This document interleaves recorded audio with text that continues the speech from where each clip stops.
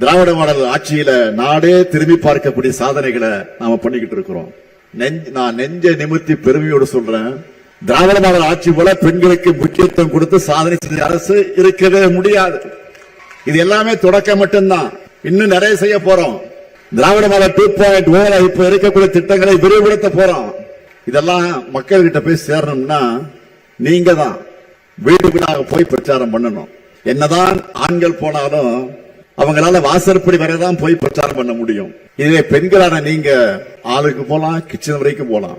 வீட்டுக்குள்ள மட்டுமல்ல, அந்த வீட்டு பெண்களுடைய மனசுக்குள்ளே நீங்க நிச்சயம் போக முடியும், நுழைய முடியும். உங்ககிட்டதான் அந்த எமோஷனல் கனெக்ட் இருக்கு. அதை முழுமையாக பயன்படுத்தி நம்ம திட்டங்கள் எல்லாம் வீட்டுக்குள்ளே நீங்க கொண்டு போய் சேர்க்கணும். உரிமை தொகை, விடியல் பயணம், புதுமை பெண் போன்ற பல்வேறு மகளிர் நல திட்டங்கள் தொடரணும்னா இந்த ஸ்டாலின் திராவிட மாடல் ஆட்சி தொடர வேண்டும் என்று நீங்க எடுத்து சொல்லுங்க.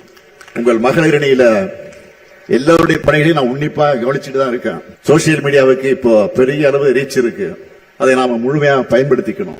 மகளிர் அணியில குறிப்பிட்டு சொல்லணும்னா அனிச்சம் கனிமொழி, மருத்துவர் யாழினி போன்றக்கூடிய சோசியல் மீடியா செயல்பாடுகள், விவாதங்கள் சிறப்பா இருக்கு, எல்லாரும் பாராட்டுறாங்க. இவங்களை போல இன்னும் எத்தனையோ பேர் சிறப்பாக செயல்பட்டு இருக்கீங்க. அது இன்னும் பல மடங்கு அதிகமாகணும். நிச்சயம் அதை செய்வீங்கன்னு நான் நம்புறேன். என்னை பொறுத்த வரைக்கும் தங்கை கனிமொழிக்கு மட்டும் நான் அண்ணன் இல்ல, இங்க வந்திருக்கக்கூடிய கொள்கை சொந்தங்கள் அவங்க எல்லோருக்கும் நான் அண்ணன் தான்.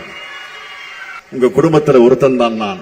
அதனால்தான் உரிமையோடு சொல்லுகிறேன், தமிழ்நாட்டு பெண்களின் முன்னேற்றத்தை அடுத்த கட்டத்துக்கு கொண்டு செல்ல திராவிட மாடல் 2.0 ஆட்சி அமைந்தே தீரணும். அதுக்காக உங்க பணியை இப்பவே தொடங்கணும். என்ன எல்லாரும் ரெடியா?